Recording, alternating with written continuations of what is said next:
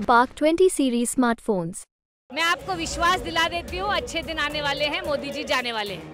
मोदी जी जितना भी दम लगा लें, जनता जो है इनको पराजित करके रहेगी। रावण का भी घमंड खत्म हो गया था, कंस का भी अंत आ गया था। मोदी जी तो बहुत छोटी चीज है। वो सबसे पहले अपना पत्नी धर्म निभा रही हैं कि उनके साथ मजबूती से खड़ी हुई हैं। और दूसरा फिर वो पहली बार हमने उनको मंच पे देखा, उनको पहली बार हमने सुना है, बहुत अच्छा भी लगा। और लगा कि वो एक पत्नी जितना सपोर्ट करती है कि उतना कोई नहीं कर सकता। इलेक्शन कमीशन के 4 डायरेक्टर्स को, इंडिपेंडेंट डायरेक्टर्स को रिजाइन करा के भाजपा के अपने बंदे वहां जाके बैठते हैं, क्या ये जायज है? आपको लगता है इलेक्शन जो है वो फेयर होगा? दिल्ली के मुख्यमंत्री अरविंद केजरीवाल की गिरफ्तारी के खिलाफ इंडिया अलायंस की बड़ी रैली रामलीला मैदान में उसका आयोजन हुआ। इस बीच कुछ लोग हमें मिले, गुड़गांव से आम आदमी पार्टी के समर्थक हैं, कार्यकर्ता हैं, ग्राउंड पर रहते हैं। अच्छा, आप लोग, क्योंकि मैं महिलाओं से खास तौर पर बात करूंगी, आप लोग ग्राउंड पर रहते हैं, क्या महिलाओं के मन में आता है जब एक आपके मुख्यमंत्री की गिरफ्तारी की जाती है, आरोप लगाए जाते हैं कि उन्होंने भ्रष्टाचार किया है? देखिए, आपको सबको पता है कि अरविंद केजरीवाल भ्रष्टाचार का काल है, अपने ही मंत्री को छोड़ते नहीं हैं। और दूसरी तरफ मोदी जी हैं जो जहाँ जहाँ भ्रष्टाचार किया है, जैसे वो भाजपा का भगवा का पहन लेते हैं तो उनके सारे वॉशिंग मशीन में सारे पाप धुल जाते हैं। तो सब पूरा इंडिया जानता है, बच्चा बच्चा जानता है कि अरविंद केजरीवाल इनोसेंट है। उनको एक फेक केस में फंसाया गया है। इलेक्शन के दौरान जब ये पूरा आचार संहिता लगने के बाद उनको अरेस्ट करना ये दिखाता है कि तानाशाह जो है डरे हुए, उनको पता है कि 100 से ज़्यादा सीटें आने नहीं वाली हैं। 400 पार का फेक नारा लगाए हुए हैं। सारे ऑपोजिशन को परेशान कर रखा है। ईडी सीबीआई के माध्यम से हमें बस परेशान कर रहे हैं, लेकिन जनता ने मन बना लिया है। मैं आपको विश्वास दिला देती हूँ, अच्छे दिन आने वाले हैं, मोदी जी जाने वाले हैं। आपको भी ऐसा लगता?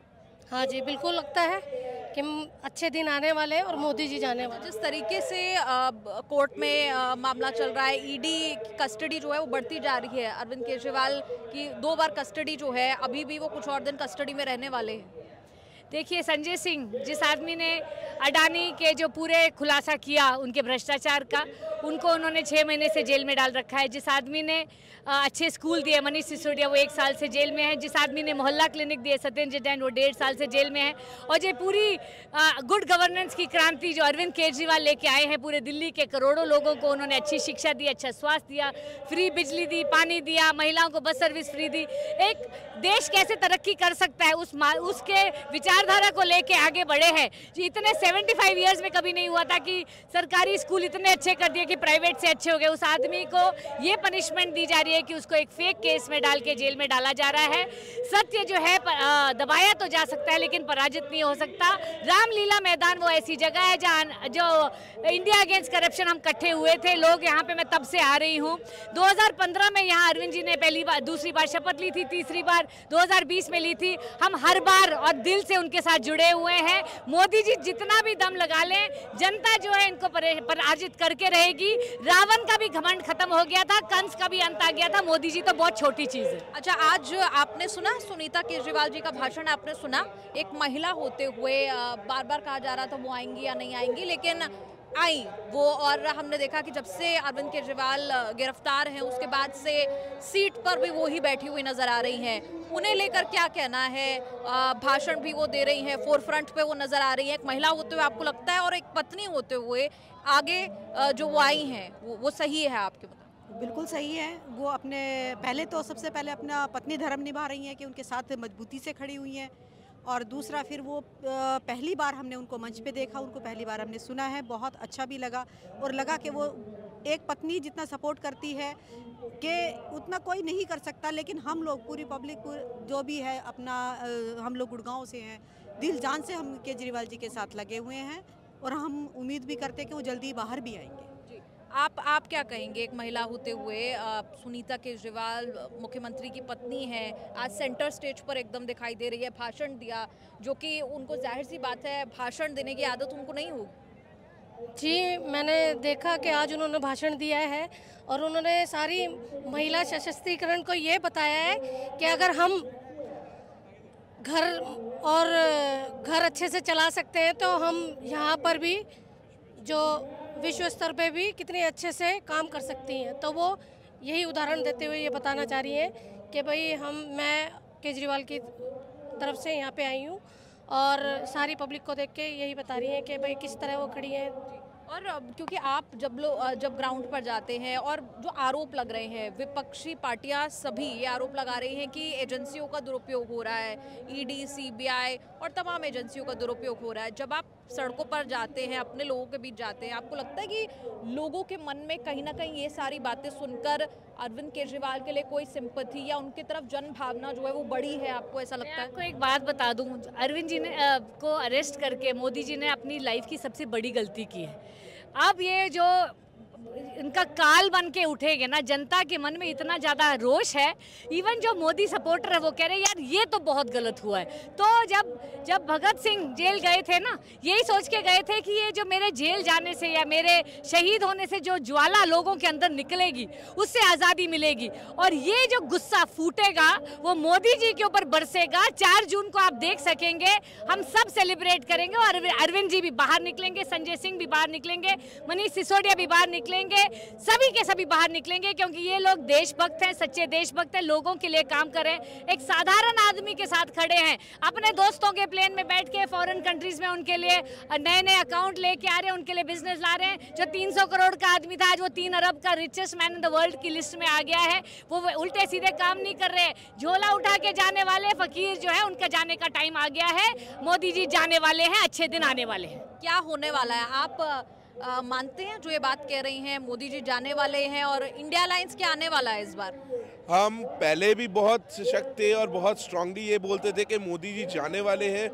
अरविंद जी के अरेस्ट के बाद तो हम और भी नारा हमारा गूंज रहा है ऊंचे से कि मोदी जी वो एजेंसीज का दुरुपयोग ठीक है, लीडर्स को अरेस्ट करना चलो एक बार वो भी हजम हो गया, बट एक हिसाब से जब इलेक्शन के दिनों में आप अपोजिशन को एक एक करके जैसे आप टंगड़ी अड़ा रहे हो और गिरा रहे हो, चाहे वो कांग्रेस के अकाउंट्स फ्रोजन हो, अरविंद जी को अरेस्ट हो, हेमंत सोरेन जी का अरेस्ट है, अब आगे पता नहीं क्या लाइन में है।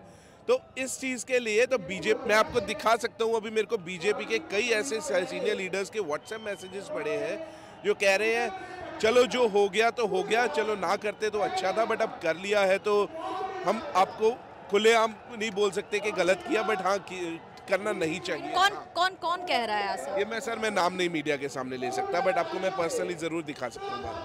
क्या कह रहे हैं? कि जो किया नहीं होना चाहिए था, बट ये खुलेआम नहीं बोल रहे हैं, बट ये जरूर कह रहे हैं नहीं होना चाहिए था ऐसा। अरविंद जी कह रहे हैं जी। और ईवीएम को लेकर हमने, क्योंकि लोकसभा की कवरेज इस वक्त आप देख रहे होंगे न्यूज़ तक पर चल रही है, उसमें कई लोगों का ये कहना है कि ईवीएम को लेकर बहुत बड़ा मुद्दा जो है वो बन गया है। हर कोई कह रहा है कि ईवीएम में क्या गड़बड़ है। विपक्षी लोग जो हैं वो आरोप लगा रहे हैं ईवीएम को लेकर जो आरोप लग रहे हैं उस पर हम बात कर रहे हैं। देखिए, ईवीएम को लेकर आरोप नहीं लग रहे, ईवीएम के जितने भी तथ्य हैं वो सामने आ चुके हैं। जब हम इलेक्शन कमीशन से मिलने जाते हैं और जो बोलते हैं कि जो रसीद निकलती है आप उस रसीद को काउंट करवा लीजिए, तब भी इलेक्शन कमीशन हमारी बात नहीं सुनता। क्या आपको लगता है ये बात जायज़ है? इलेक्शन कमीशन के 4 डायरेक्टर्स को, इंडिपेंडेंट डायरेक्टर्स को रिज़ाइन करा के भाजपा के अपने बंदे वहाँ जाके बैठते हैं, क्या ये जायज़ है? आपको लगता है इलेक्शन जो है वो फेयर होगा? हमें नहीं लगता कि इलेक्शन फेयर होगा। अगर मोदी जी इतने ही अच्छे हैं तो जिन कंट्रीज़ ने ईवीएम का आविष्कार किया था, आज वो ईवीएम को छोड़ के बैलेट पेपर पे जा रहे हैं, तो हमें क्या डर है? हमें यही तो डर है ना कि हम हार जाएंगे। ये जो ईवीएम, आप चाहे आपने देखा हो मध्य प्रदेश का चुनाव हो, चाहे आपने राजस्थान का चुनाव देखा होगा, आप लोगों को चैनल पे दिखाया जाता है कि इस जगह से इतनी ईवीएम मशीन बरामद हुई, इस जगह से इतनी ईवीएम मशीन बरामद हुई। तो क्यों नहीं हमारी इलेक्शन कमीशन इस पर कोई एक्शन लेती? क्या ये गलत नहीं है? अच्छा, हाल में हमारा एक शो है जिसका नाम है मंच, उस पर फॉर्मर चीफ इलेक्शन कमिश्नर जो है SY कुरैशी वो आए थे और हमने उनसे ये सवाल पूछा था कि जब ऑपोजिशन पार्टीज अगर उन्होंने एक कंसर्न रेज किया है तो उसको इलेक्शन कमीशन एड्रेस क्यों नहीं कर रही। तो उन्होंने ये सुझाव दिया कि कम से कम इलेक्शन कमीशन को एक ऑल पार्टी मीटिंग बुलानी चाहिए जहां पर कम से कम उनके जो भी मन में शंका है उसे दूर करना चाहिए। आपको भी ऐसा लगता है कि कुछ पहल इलेक्शन कमीशन की तरफ से भी होनी चाहिए? बिल्कुल होनी चाहिए मैम। उनको इस चीज़ को, अगर हमारे को फेयर इलेक्शन कराने हैं, अगर हम चाहते हैं इस कंट्री के अंदर लोकतंत्र जिंदा रहे, तो हमें फेयर इलेक्शन कराने पड़ेंगे, वरना हम एक सरकार के पीछे ही लग के रह जाएंगे। यहाँ पे भी तानाशाही चल जाएगी। इस बार अगर मोदी जी आ गए तो उसके 29 में बोलेंगे चुनाव ही नहीं होगा, उसके बाद वो बोलेंगे जैसे आपका आपने देखा होगा रशिया है साउथ कोरिया, यहाँ पे यही तो होता है, चुनाव नहीं होगा अब जो बोलूँगा मैं ही बोलूँगा।